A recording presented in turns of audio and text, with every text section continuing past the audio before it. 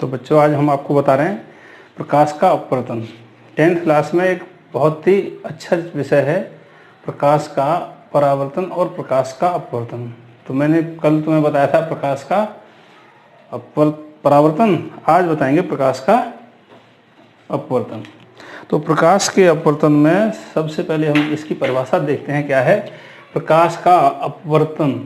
अपवर्तन में क्या होता है कि जब प्रकाश एक माध्यम से चलकर, जैसे एक माध्यम है, ये यहाँ पर प्रकाश चल रहा है तो यहाँ पर वायु है, तो एक माध्यम से चलकर जब प्रकाश दूसरे माध्यम में प्रवेश करता है, यहाँ पर मान लीजिए जल है, पानी भरा हुआ है इसमें, तो दूसरे माध्यम में जब ये प्रवेश करेगा तो इस बिंदु पर यहाँ पर घटना घटेगी। ये सीधा नहीं जाएगा, अपने मार्ग पर सीधा नहीं जाता। क्या होता है, यहाँ से ये विचलित हो जाएगा, अपने मार्ग से हट जाएगा। इस घटना को प्रकाश का अपवर्तन कहते हैं। क्या समझ में आई बात, बताओ। ये मैंने इस पर अभिलंब खींच लिया, इसे क्या कहेंगे, यहाँ पर 90 डिग्री का जो कोण बनता है उसे अभिलंब कहते हैं। अगर मैं इस बोर्ड पर लंब खींचूं तो लंब इस बोर्ड पर कैसे आएगा, इस बोर्ड पर लंब ऐसे करके आएगा। ये एक तल है, समतल है, इस पर अगर लंब खींचेंगे तो ये ऐसे करके ये अभिलंब है इस पर, इस तल पर ये अभिलंब है, इस तल पर ये अभिलंब है, तो इस तल पर ये अभिलंब है, नीचे को भी ये अभिलंब है इस तल पर। तो क्या निष्कर्ष निकला कि जब प्रकाश की किरण किसी एक माध्यम से चलकर दूसरे माध्यम में प्रवेश करती है तो वह अपने मार्ग से विचलित हो जाती है। इस घटना को प्रकाश का अपवर्तन कहते हैं। समझ में आ गई बात। अच्छा, ऐसा हो तो मान लीजिए ये ऊपर कांच है, यहाँ पर कांच है और यहाँ पर वायु है। अब भी दो माध्यम है, समांग पारदर्शी माध्यम है, दो हैं।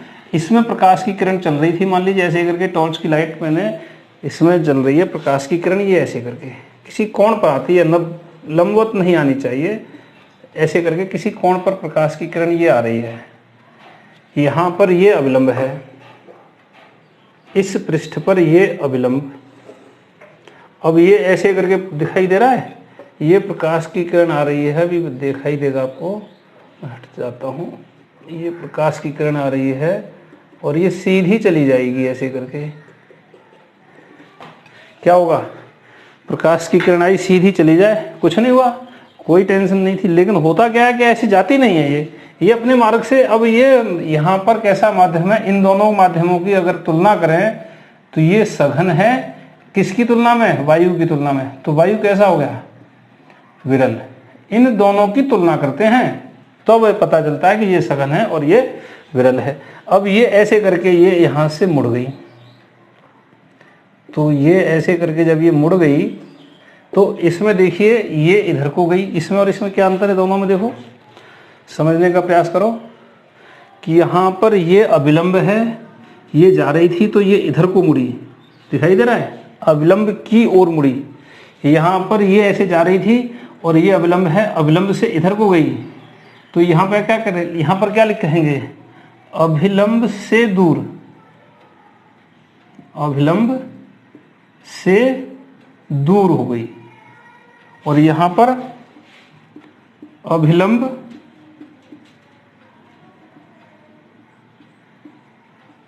की ओर, तो क्या अंतर आया, यहाँ अभिलंब की ओर मुड़ी, यहाँ अभिलंब से दूर गई। जरूरी नहीं किधर जाएगी, ये इस बात पर निर्भर करता है कि किस माध्यम से किस माध्यम में जा रही है। जब प्रकाश की किरण विरल माध्यम से सघन माध्यम में जाती है तो वह अभिलंब की ओर मुड़ती है, और जब प्रकाश की किरण सघन माध्यम से विरल माध्यम की ओर जाती है तो वह अभिलंब से दूर हट जाती है। तो क्या निष्कर्ष निकला कि जब प्रकाश की किरण, इसमें एक चीज और है, सातों रंगों की अगर प्रकाश की किरण होगी तो यहाँ पर अलग अलग सभी रंग जो हो जाएंगे और यहाँ पर स्पष्ट नहीं दिखाई देगा, तो हम इसे एक वर्णीय प्रकाश लेते हैं। एक वर्णीय प्रकाश का मतलब है एक ही रंग का प्रकाश। समझ में आया क्या है, एक वर्णीय प्रकाश का मतलब है 7 रंग। तो 7 रंग जिसमें होते हैं, 7 रंगों से जो प्रकाश बनता है उसे श्वेत प्रकाश कहते हैं, white light. White light 7 colour से मिला तो व्हाइट लाइट बनी, और एक रंग लिया तो एक वर्णी प्रकाश। एक वर्णी प्रकाश कहते हैं मोनोक्रोमेटिक लाइट। समझ में आ रही है बात? मोनोक्रोमेटिक लाइट ली हमने, तो यहाँ पर मोनोक्रोमेटिक लाइट लें तो एक प्रकाश की किरण एक माध्यम से चलकर दूसरे माध्यम में गई तो वो अपने मार्ग से विचलित हो गई, और मार्ग से विचलित होने की घटना प्रकाश का अपवर्तन कहलाता है। इसकी परिभाषा है, परिभाषा नोट कर लें इसकी। अब आगे इसकी और घटनाएं घटेंगी, उनको हम देखेंगे क्या कैसे होती है, क्या होता है, होता क्या है इसमें, वास्तविकता क्या है, ये देखते हैं हम कि माध्यम में जब प्रकाश की किरण एक से दूसरे माध्यम में जाती है तो घटना क्या घटती है, इस बात को समझना। देखो विज्ञान को समझना होता है, अगर आपकी समझ में आ जाएगा तभी आगे बढ़ेंगे। तो यहाँ पर वायु और यहाँ पर कांच, दो माध्यम हो गए, नीचे कांच और ऊपर वायु। तो जब प्रकाश की किरण इस माध्यम में चलती है तो प्रकाश की किरण देखो तरंगों के रूप में भी चलती है और कणों के रूप में भी चलती है। यहाँ पर हम तरंग माध्यम मानते हैं कि प्रकाश की किरण तरंगों के रूप में चलती है। बड़ी क्लासों में जाकर के आपको बताया जाएगा कि प्रकाश कणों के रूप में भी चलता है और प्रकाश तरंगों के रूप में भी चलता है। यहाँ पर हम तरंग रूप ले रहे हैं। ये प्रकाश की किरण चली, यहाँ पर टकराई, ये अभिलंब, यहाँ पर सीधी चली जाए कुछ नहीं हुआ, यहां से मुड़ गई कुछ हुआ, क्या हुआ, अपवर्तन हुआ, रिफ्रैक्शन हुआ। कौन सी घटना घटी, अपवर्तन की। अब यहां देखिए जब प्रकाश की किरण चलती है तो प्रकाश की किरण में तीन बातें होती हैं। वायु है, यहां पर लिख दूं मैं। देखिए प्रकाश की चाल, किसकी, प्रकाश की, यहां पर चाल और यहां पर चाल समान नहीं रहती।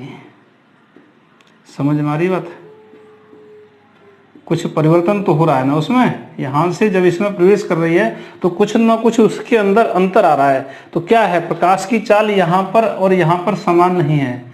क्या है, यहां पर विरल है, अगर ये माध्यम विरल है, इस बात को ध्यान दें, ये माध्यम अगर विरल है तो यहां पर प्रकाश की चाल अधिक है और यहां पर प्रकाश की चाल कम है। बात समझ में आई। तो प्रकाश की चाल, प्रकाश क्या है, तरंग है। तो तरंग की क्या होती है, एक तरंग ऐसे करके चल रही है तो ये एक तरंग एक शीर्ष से दूसरे शीर्ष, या इसकी एक तरंग की लंबाई मान लो, यहां से तरंग चलना प्रारंभ हुई और यहां तक, तो ये हिस्सा एक तरंग बनी।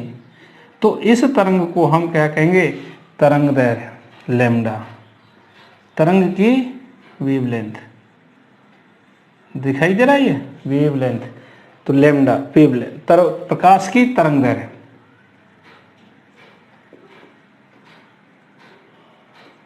तो इस प्रकाश की तरंग दैर्घ्य में और इस प्रकाश की तरंग दैर्घ्य में क्या अंतर आएगा, भी कुछ अंतर आएगा। तो देखिए क्या क्या बातें आई, एक तो v आया और दूसरा लैम्डा और तीसरा n। n क्या होता है, आवृत्ति। फ्रीक्वेंसी क्या है उसकी, आवृत्ति f फ्रीक्वेंसी। तो यहाँ पर f कहें या n कहें, n भी कह देते हैं f भी कह देते हैं। तो n यहाँ पर और ये चीजें v, लैम्डा और n यहाँ पर, इन तीन चीजों को यहाँ देखेंगे, इन तीन चीजों को यहाँ देखेंगे तो हमने देखा कि इनमें परिवर्तन हो गया। किस किस में परिवर्तन हो गया, यहाँ चाल ज्यादा थी, यहाँ चाल कम हो गई, यानी चाल बदल जाती है। तो अपवर्तन की घटना में क्या क्या होता है, अपवर्तन की घटना में, ये इंपॉर्टेंट पॉइंट है, घटना में क्या परिवर्तन आता है, चाल बदल जाती है, प्रकाश की चाल बदल जाती है। देखिए थोड़ा ध्यान से पढ़ेंगे, हो सकता है 10 मिनट ज़्यादा लग जाएं, लेकिन हमें पढ़ना है, समझना है। अगर हमारी समझ में आ गया तो हमेशा के लिए आ गया फिर। तो प्रकाश की चाल बदल जाती है। दूसरा क्या होता है, तरंग दैर्घ्य लैम्डा है, ये v होगी, दूसरा लैम्डा। जब चाल बदलती है तो प्रकाश की तरंग दैर्घ्य भी बदल जाती है, वेवलेंथ।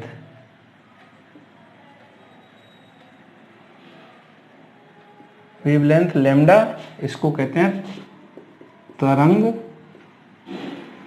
दैर्घ्य। और तीसरा था आवृत्ति। आवृत्ति प्रकाश की फ्रीक्वेंसी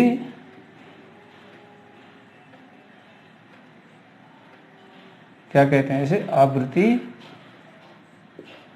ये नहीं बदलती।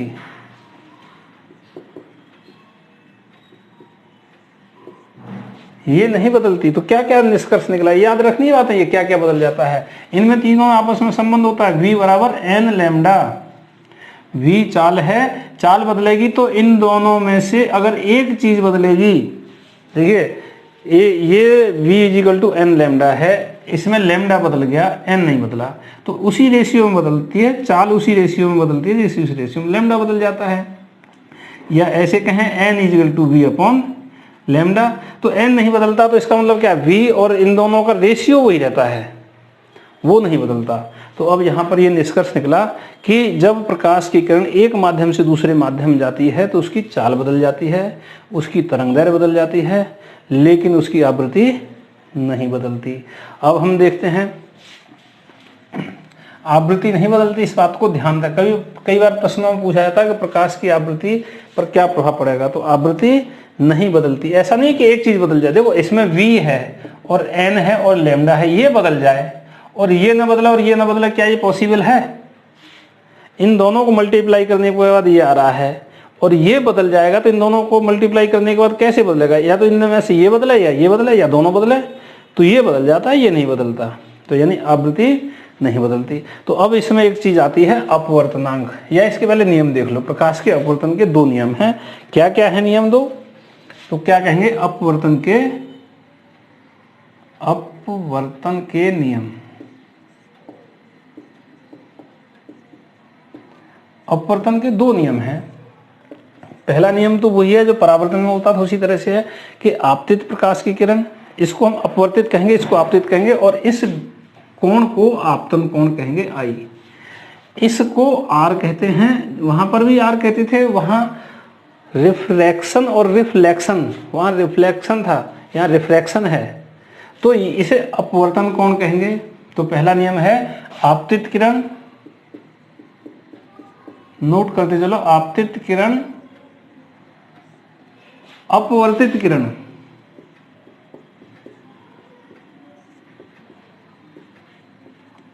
कौन कौन सी, आपतित किरण, अपवर्तित किरण तथा आपतन बिंदु पर अविलंब। आपतन बिंदु पर अविलंब दिखाई दे रहा है बच्चों, अविलंब, तीनों चीजें देखिए, आपतित किरण, अपवर्तित किरण तथा आपतन बिंदु पर अविलंब, ये वाला तीनों एक ही तल में होते हैं।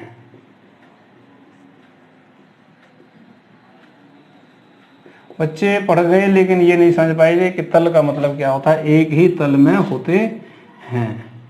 बच्चे सोचते हैं एक ही सीध में होते हैं, सीध का मतलब होता है ये है, मान लीजिए ये एक ही सीध में है, एक ही रेखा में संरेख है ये, तो ऐसे नहीं होते, ऐसे करके है, ऐसे करके है, ये क्या है, ऐसे हो, कैसे भी हो, लेकिन ये एक तल में होने चाहिए। तल का मतलब एक प्लेन, जैसे ये क्या है, एक प्लेन है, सरफेस है, ये और ये तीनों मार्कर कैसे हैं, एक ही तल में हैं।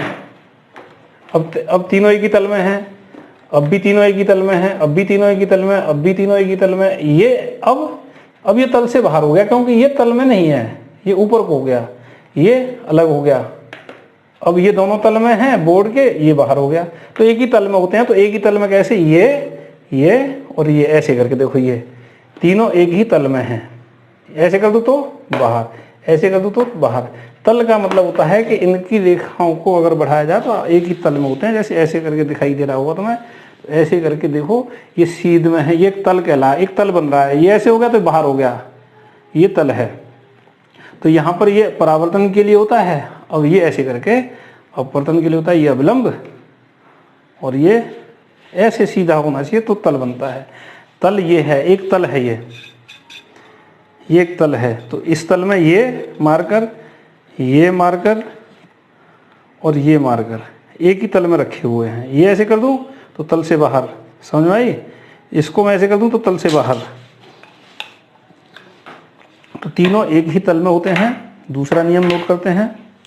दूसरा नियम क्या है? दूसरा नियम है आपतन साइन कॉस, ये आपने पढ़े होंगे, sine cos tan cot sec और कोसेक,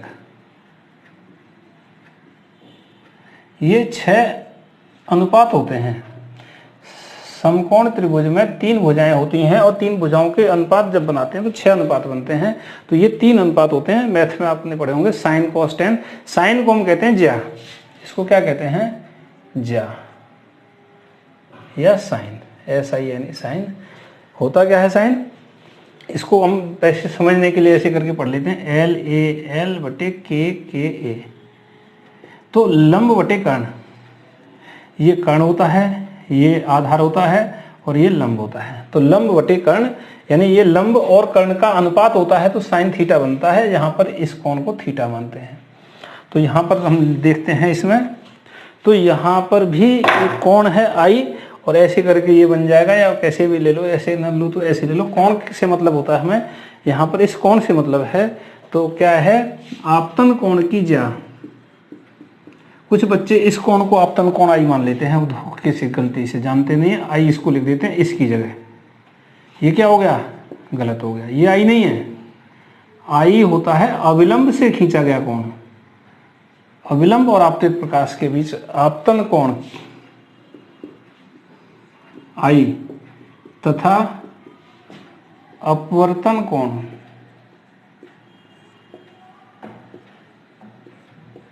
R की ज्या का अनुपात। क्या निष्कर्ष निकला? आपतन कोण I तथा अपवर्तन कोण R की ज्या का अनुपात, यानी अनुपात नियत रहता है। नियत यानी कांस्टेंट। बच्चे ये भी नहीं समझ पाते, कांस्टेंट रहता है। इसका मतलब क्या है? अभी मैं बताऊंगा, इसको देखिए समझिए। ये हो गया साइन I यानी आपतन कोण की ज्या, और ये है साइन R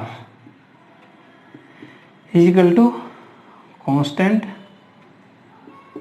इसका मतलब ये है कि I और R के एक मान नहीं लेना, हमें भिन्न भिन्न मान लेने हैं। भिन्न भिन्न मान का मतलब है I अभी मान लीजिए 30 डिग्री है, तो R का मान लिया 25 आया। फिर I के मान को बढ़ाएंगे, I के मान को बढ़ाएंगे तो R का मान अपने आप बदल जाएगा, और इस प्रकार बदलेगा कि साइन I और साइन R का मान निकालेंगे तो वही आएगा। फिर I का मान और लेंगे, 30 लिया, 35 लिया, 40 लिया, ऐसे करके भिन्न भिन्न मान आपतन कोण। तो ये देखिए I इंडिपेंडेंट है और R इस पर डिपेंड कर रहा है, तो I को हम बदलेंगे। अभी प्रकाश की किरण ऐसे आ रही है, फिर ऐसे आएगी, फिर ऐसे आएगी, तो हम क्या करेंगे? I के मान को बदलेंगे तो R का मान अपने आप स्वतः बदलेगा, और इस प्रकार बदलेगा कि इसका रेशियो हर बार वही आएगा। तो इसलिए हम भिन्न भिन्न मानों के लिए कहते हैं, तब ये कांस्टेंट रहता है।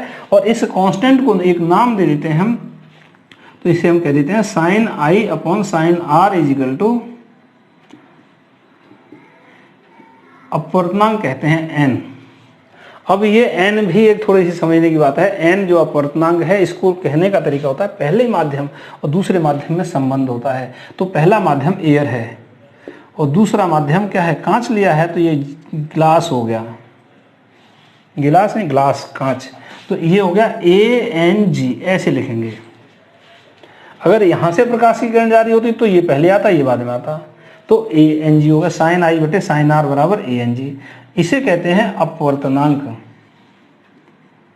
अपवर्तनांक, रिफ्रैक्टिव इंडेक्स किसका होता है? ये इस माध्यम का होता है। किसके सापेक्ष होता है? इसके सापेक्ष। तो कांच का अपवर्तनांक वायु के सापेक्ष। और देखिए इसमें इसकी परिभाषा भी आएगी, अपवर्तनांक क्या होता है।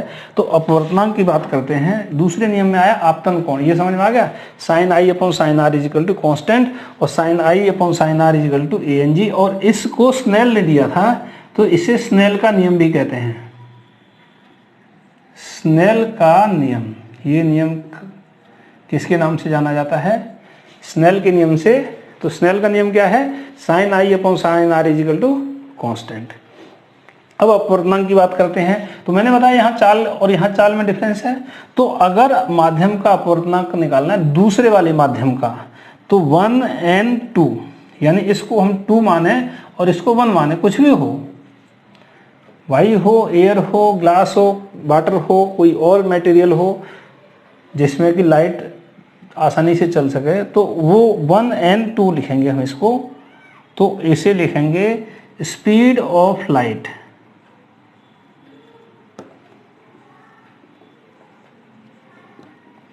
इन 1 और स्पीड ऑफ लाइट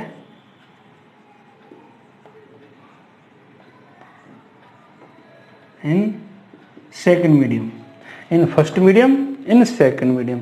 यानी हम इसको इसके लिए ही केवल लिखें तो हम इसको ऐसे लिख सकते हैं ANG, एयर से ग्लास में। तो कांच का पढ़ेंगे क्या, ऐसे हम पढ़ेंगे कांच का अपवर्तनांक। किताब में लिखने से नहीं समझ आ रहा, सुन लो, कांच का अपवर्तनांक पढ़ेंगे इसे और लिखेंगे कि किसमें प्रकाश की चाल, वायु में प्रकाश की चाल, वायु में प्रकाश की चाल बटे, इसी के लिए ले रहा हूं मैं, तो कांच लिखेंगे। अगर वाटर होता तो जल लिखते। कांच में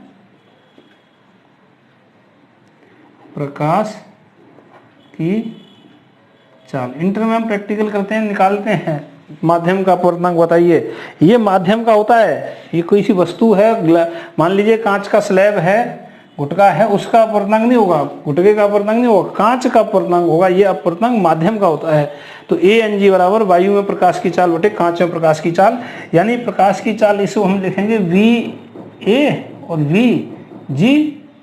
तो यहाँ वेलोसिटी है मीटर पर सेकंड, इसकी वैल्यू होगी, मीटर अपॉन सेकंड इसकी वैल्यू होगी। तो इससे ये कट जाएगा, ये यूनिट इसकी क्या होगी, यूनिट लेस होगी ये क्वांटिटी। समझ में आई? इसका कोई भी मात्रक नहीं होता। तो अपवर्तनांक का क्या मात्रक होता है, कोई मात्रक नहीं, ये रेशियो है, दो समान राशियों का अनुपात है, इसलिए इसका कोई मात्रक नहीं होता। हमने प्राय प्रयोगों में ये देखा है कि वायु में प्रकाश की चाल और कांच में प्रकाश की चाल, इसका मान ANG का मान अक्सर एक सामान्य कांच के लिए 1.5 आता है। कांच अलग अलग प्रकार के होते हैं तो उसके लिए अंतर आता है। फ्लिंट कांच है, क्राउन कांच है। तो अब ये ANG का मान 1.5, इसका अर्थ क्या हुआ, इसका अर्थ ये निकला कि 1.5 तब आएगा कि प्रकाश की चाल 3 × 10⁸ मीटर पर सेकंड। तो ये तो प्रकाश की चाल इसमें हो, किसमें, एयर में। तो जल में कितनी होगी, कांच में कितनी होगी, कांच में हो गई 2 × 10⁸। तो समझ में आई कुछ बात। तो इसका और इसका काटेंगे तो इससे ये कट जाएगा, इससे ये कट जाएगा, इससे कट जाएगा और ये 1.5 आ जाएगा 1.5। तो इसका निष्कर्ष क्या निकला कि यहाँ प्रकाश की चाल 3 लाख किलोमीटर है, यहाँ प्रकाश की चाल 2 लाख किलोमीटर है। अच्छा, फिर ये वायु में प्रवेश कर रहा है। अच्छा, इसको देखिए, अगर ये वायु में फिर पुनः इसको मिटा दो, उतार लिया, उतार लो, इसको लिख लो, ये सूत्र है, स्क्रीनशॉट ले लो। अब मैं इससे देखिए, अब पुनः क्या हो रहा है, अगर ये यहाँ से पुनः इसमें प्रवेश करती है, नीचे फिर वायु मान लीजिए, अब वायु फिर आ गई तो क्या होगा, अब वायु आ गई तो यहाँ पर फिर घटना घटेगी। कहाँ पर घटना, यहीं घटती है, यहाँ से यहाँ तक कुछ नहीं होगा, यहाँ आकर के ही जो भी होगा। तो यहाँ पर पहले अविलंब बनाना पड़ेगा हमें। ये हमने ये छोटा सा ये अविलंब बना देते हैं, ये अविलंब हो गया। और ये सीधी जा रही होती है तो सीधी नहीं जाएगी अब ये, क्योंकि माध्यम बदल गया। ये सीधी चली जाती तो कुछ नहीं होता, क्या कुछ होता, कुछ नहीं होता, कोई अपवर्तन नहीं होता, कोई परावर्तन नहीं होता, कुछ नहीं, सीधी जा रही थी। लेकिन ये अब यहाँ से क्या है, ये कांच है और ये वायु है, ये विरल माध्यम हो गया, किसके सापेक्ष, इसके सापेक्ष। तो अब ये यहाँ से दूर हट जाएगी। अब ये कैसे जाएगी, 1 मिनट इसको और मैं बना दूं, देखिए इससे कुछ संबंध है इसलिए मैं बना रहा हूं इसे। इससे क्या संबंध है देखते हैं।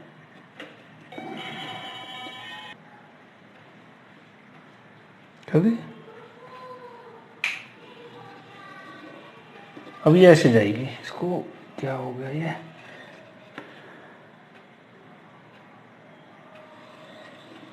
ये ऐसे जाएगी। देखिए इसमें देखिए यहाँ पर, अब यहाँ पर घटना घट रही है, तो ये अविलंब, ये आपतितकरण, ये हो गया I इस माध्यम के लिए, और यहाँ पर ये हो गया R। यहाँ पर I और R अलग लगाएंगे, यहाँ sine I upon sine R लगेंगे, लेकिन इनकी वैल्यू अलग आएगी। ऊपर 3 लाख किलोमीटर नहीं है, ऊपर 2 लाख किलोमीटर है, 2 × 10⁸ है, और नीचे 3 × 10⁸ हो जाएगा। यानी इसका मतलब क्या है, चाल बढ़ जाएगी, क्योंकि वायु में फिर उतनी हो जाएगी। यहाँ चाल, फिर यहाँ घट गई, फिर यहाँ पुनः बढ़ गई, और फिर इसका मान 2/3 आ जाएगा। 2/3 आ जाएगा। इसका मतलब क्या निकला, अब यहाँ पर ये जो मान है, ये किसका मान है, इस यहाँ पर ये मान है GNA का मान है। समझ में आई बात? ये मान GNA का है, ये मान ANG का निकाला था अभी हमने। तो यहाँ पर देखिए, ये प्रकाश की किरण आ रही थी, इस दिशा में जा रही थी, और ये सीधी थोड़ी लाइन नहीं लग रही, चलो ठीक, ये लाइन ऐसे करके जा रही है प्रकाश की, और ये यहाँ जा रही है। तो क्या हो गया, इसमें इतना परिवर्तन हो गया है, बस अपने स्थान से इतने ये विचलित हो गई है। तो GNA हो गया, इसका मान 2.3 आ गया। अब इसमें एक चीज देखिए, अगर ANG का मान अभी हमने निकाला था ANG का मान 3.2, और GNA का मान निकाला तो ये आया 2/3। इन दोनों को अगर मल्टीप्लाई कर दें, इधर कर दूं, इधर देखिए, इधर कर देते हैं, तो ANG × GNA, तो इसका मान आएगा 3/2 × 2/3। इससे ये कट गया, इससे ये कट गया, कितना आया 1। तो इसका निष्कर्ष ये निकला कि ANG × GNA = 1। एक फॉर्मूला तो ये बन गया। अगर हम इसको पक्षांतर करते हैं तो ये आएगा ANG = 1/GNA। दूसरा हो गया ये। और तीसरा ये देखिए कि अगर ये बीच वाला समान हो तो ये पहला और लास्ट वाला लिख देते हैं। जैसे ANWG हो तो बीच वाले दोनों समान हैं, तो पहला और लास्ट का लिख देते हैं, तो ANG बन जाएगा। तो एक सूत्र ये बन गया, एक सूत्र ये बन गया, और एक सूत्र ये बन गया। 3 सूत्र हमारे पास बन गए। और चौथा सूत्र तो हमने ये लिखा था यहाँ पर, ANG = VA/VG, यानी velocity of light in air upon velocity of light in glass. तो ये इस तरह से अपवर्तनांक के लिए 3 सूत्र मैंने बता दिए, और ये बता दिया कि इसमें किस चीज़ में परिवर्तन होगा, किस में परिवर्तन नहीं होगा। ये प्रकाश का अपवर्तन हो गया। अब इसके लिए अब नेक्स्ट टॉपिक है, इसी को हम पढ़ते हैं, प्रकाश के अपवर्तन को प्रिज्म में। प्रिज्म के लिए क्या है अब देखते हैं, आइए देखते हैं प्रकाश का अपवर्तन किसके लिए, प्रिज्म के लिए